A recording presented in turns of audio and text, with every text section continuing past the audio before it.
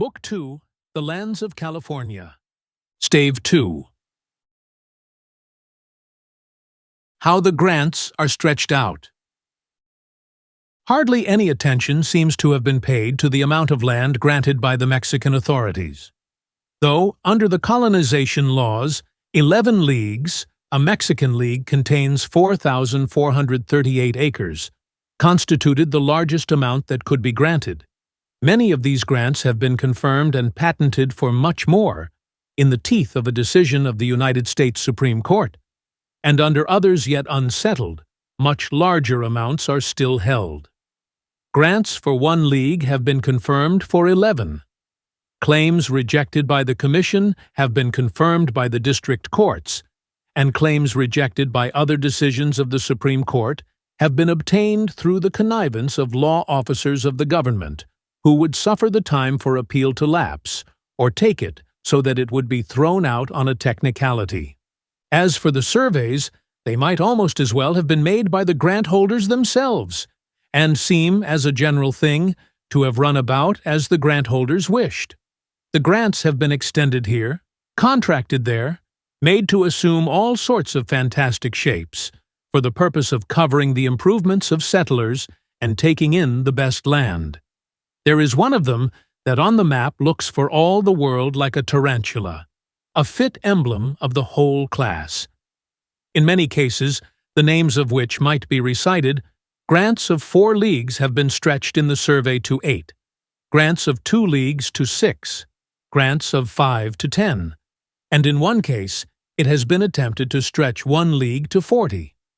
In one case, the Sausal Redondo, where a 2-league grant had been confirmed to 5, and a survey of 22,190 acres made, a new survey was ordered by a clerk of the Surveyor General, and a survey taking in 25,000 acres more of United States land covered by settlers was made and fixed up in the office.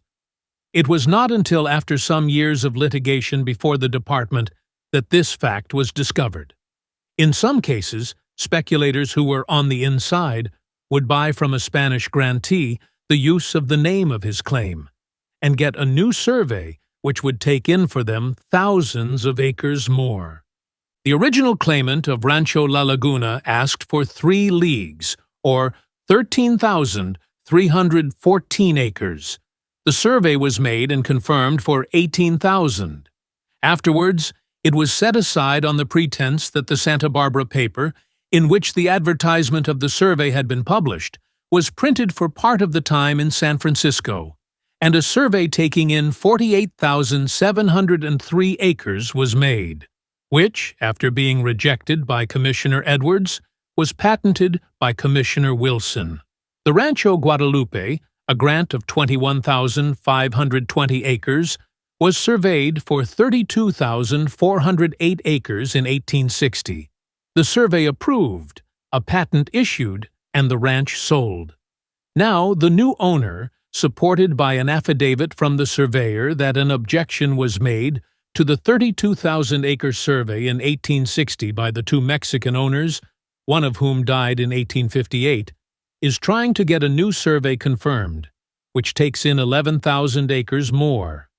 The survey of Los Nogales was made in 1861, under a decree for 1 league and no more, and now an application for a new survey, which will include 11,000 acres more, is being pushed.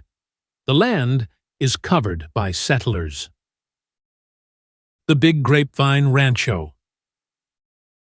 Perhaps the most daring attempt to grab lands and rob settlers under pretense of a Mexican grant, so daring that it has almost a touch of the comic, is the case of Los Prietos y Najalayegua, which was shown up first in a little pamphlet by James F. Stewart of San Francisco, and afterwards in Congress by Mr. Julian, to whom the settlers of California are indebted for many signal services. In Santa Barbara County, there lives an old Mexican named José Dominguez, on whose little ranch grows an immense grapevine. In the old times, Dominguez had petitioned for another tract of land of about 1.5 leagues, but he neglected to comply with the conditions and sold it for the sum of $1. In fact, He seems to have sold it twice. Finally, the claim passed into the hands of Thomas A. Scott, the Pennsylvania Railroad king, and Edward J. Pringle of San Francisco.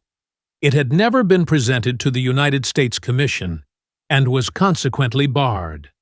But in 1866, a bill confirming the grant, and accompanied by a memorial purporting to be from Dominguez, but which Dominguez swears he never saw, was introduced by Mr. Conness and slipped quietly through, under the pretense of giving the old man, with his 60 children and grandchildren, the big grapevine which his mother had planted.